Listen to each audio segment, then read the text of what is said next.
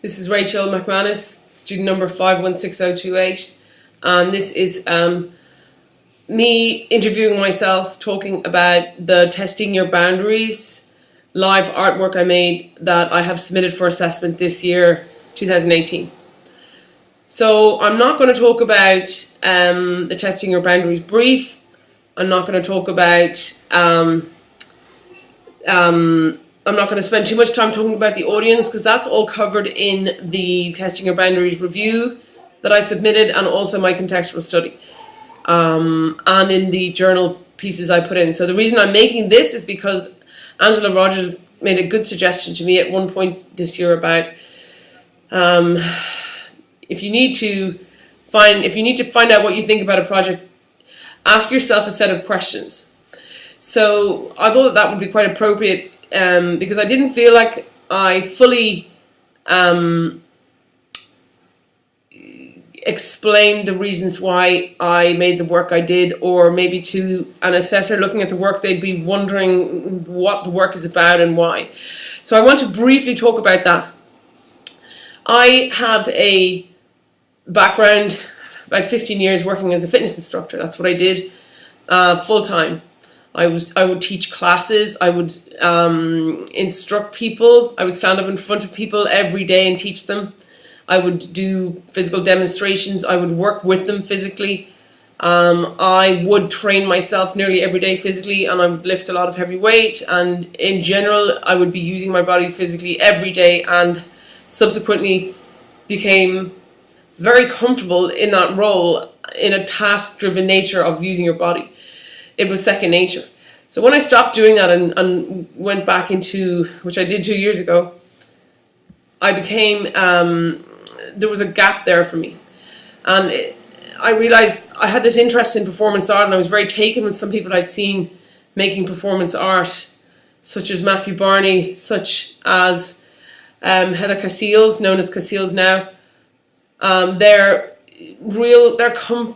what seemed to me to be confidence and comfort in using their bodies to make their work I was very drawn to that. So the work I made 3 pieces. I'm going to talk a little more about the work rather than how I came about to get to that point. It seemed like a natural progression for me to use my body to make some work. I wanted to try this out. I made 3 pieces of work.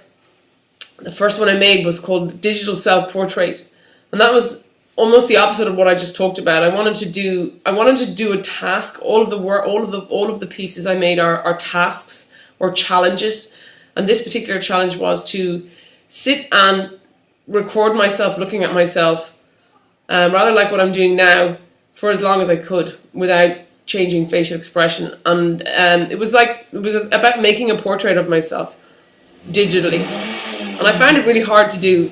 I would have much preferred to have been doing something rather than just sat there looking at myself. And that was the challenge. Looking at the result, it made me so full of questions. I felt like the best thing to do was put that piece of work aside and keep going. So the next piece I made was called the Tire Flip Ode to Sisyphus.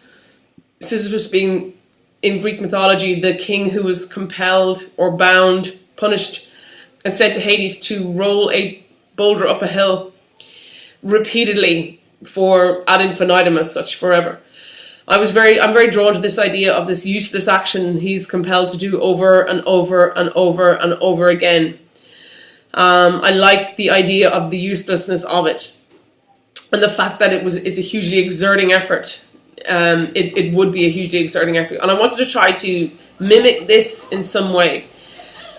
So I got myself a tire, 480 pounds, or between 480 and 500, and I thought I would find myself a hill and flip the tire up the hill, roll it back down, flip it back up the hill, roll it back down as many times as I could, and to record the act on camera.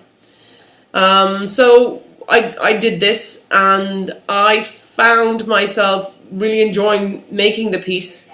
Yes, the tire was heavy, but I was so engaged in the act of flipping it each time. All I would think about was the next flip. I wasn't focused on the long term, I was focused on the short term. And I achieved now what I know is called a state of flow. I was immersed in the task at the time. I wasn't thinking about who was looking at me. I wasn't worrying about anything else. I was purely focused on flipping that tire over and over again. So I felt like it allowed me to escape from myself almost and do that job at that time. So I felt like there was an element of success there in terms of I'd achieved some of what I was trying to do in that piece. I found it hard to look at afterwards, and the editing was arduous, and I felt more self-conscious about the work. That state of flow was definitely gone at that point. But I was compelled to keep going and try to make a third piece of work. And the third piece I made was called The Smash Up. And this piece was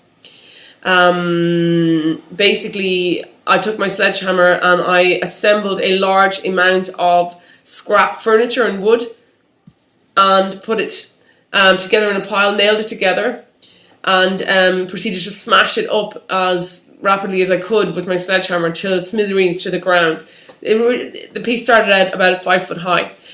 So the logistics of making that piece were almost undid me. I'm sure in the future there's harder work ahead. I certainly hope so. But this, I was interested in how hard I found explaining to people what I was trying to do. I felt kind of silly going around trying to explain to people what this was about, and that I was an artist, and yes, I want to take this wood, and yes, I want to smash it up actually, and explaining what it was for and why. So by the time I finally had a venue and I had the furniture assembled and I had a photographer to film the work for me, I was almost over even doing it. So actually smashing up the piece at that point became very cathartic, and it was like a fitting end to the struggle of the logistics to get the piece made. Again, I achieved a state of flow almost instantaneously and hugely enjoyed the effort of smashing up the piece. And I realised afterwards there was so much more, contextually it was quite confusing. What was I doing, and what might people think looking at that piece of work? And all I knew was it wasn't a feminist piece, and it wasn't a protest piece. It wasn't in any way, it was purely about, like, what I was trying to convey was the satisfaction of smashing stuff up. And that was purely what I wanted to show in that piece of work, and that's what it was about. And it was about this uselessness of doing something, something that might appear like why would you get a sledgehammer and smash up a lot of furniture? Well, why not was what I was was my meaning behind it. So these 3 pieces I've submitted for them. It took a lot to get them made, and I put a lot of effort into doing them. And I feel like they're the start of what I hope to do more of. I learned a lot about it, and I got some good advice from my tutors about editing the work and how to how to realize if a piece of work is successful, and framing what success means, because my idea of what successful did change as I got through this project. And definitely this year it was the most challenging work that I made, and I don't feel like I thought that the work was wonderful when it was finished, but I realized that was not really the point at all. The point was that I got the work made. And one good piece of advice I got was, every time you make work like this, try to take something from it, learn something, and take what you learn along with you for what you make next. Thank you.